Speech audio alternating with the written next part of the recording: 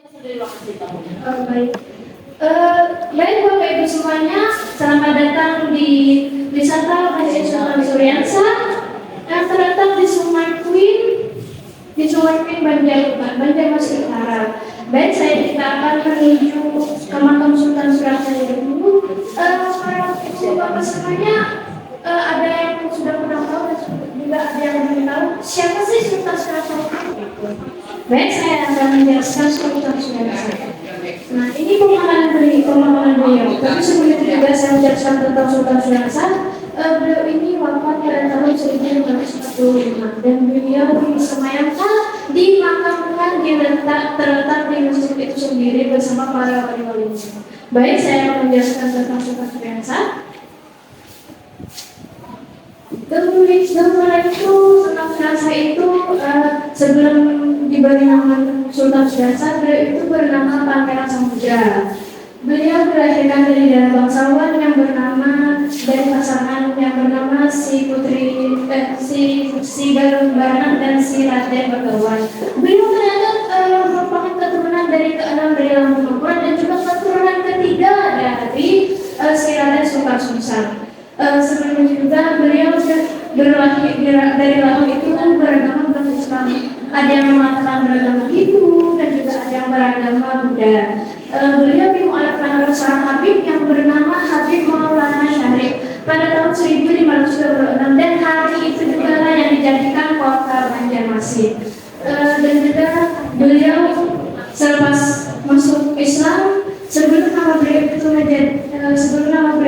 Pangeran Samudra, beliau tidak dilantik dan diberi nama yang paling tinggi, yaitu adalah Sultan Suriansa.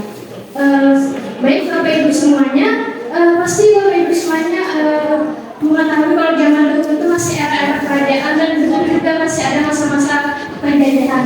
Di masa Sultan Suriansa itu ternyata masih ada penjajahan juga, yaitu antara kerajaan Demak dengan Sultan Suriansa. Dan dulu itu juga kerajaan Demak itu dari negara Dahal yang dipimpin oleh Sunan Gunung.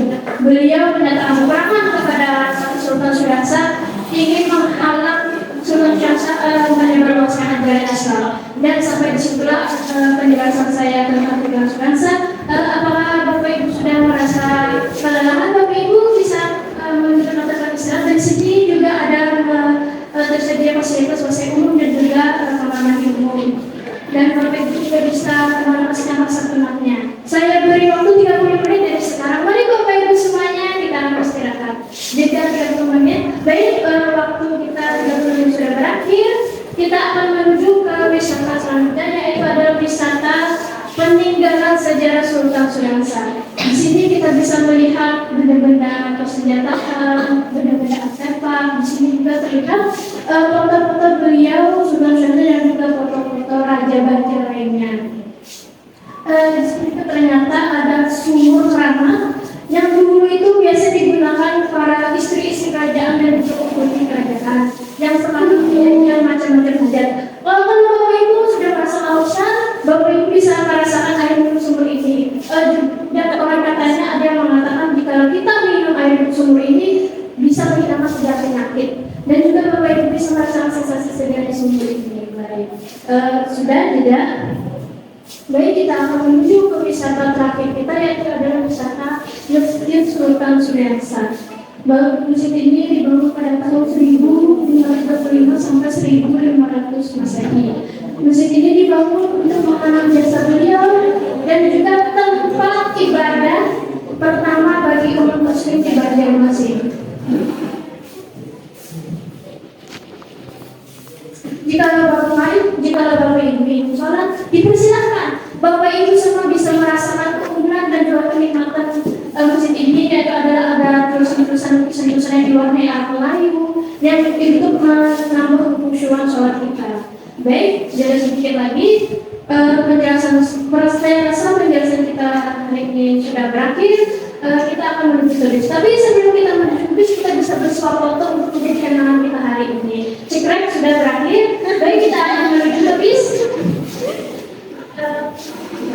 Setelah itu, sebelum itu kita pertama akan pengecekan dan juga akses semula. Baik, kita sudah merasa ke bis.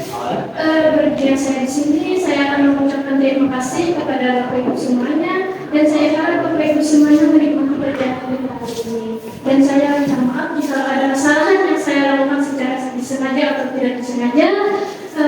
Bapak Ibu semua bisa memberi tanggapan kepada saya. Baik, kita akan menuju ke hotel. Sebelum itu kita mohon maaf, mohon harap para ibu semuanya merangkai dan perhatikan barang-barangnya, dan juga kartu kamarnya diharapkan dikembalikan ke resepsionis. Karena kita akan menuju ke bandara. Jadwal pemberangkatan jam kita adalah jam 10. Jadi kita sebelum jam transport 2 jam pemberangkatan kita sudah ada di bandara. Baik, kita sudah berada di bis. Saya mau ucapkan terima kasih kembali.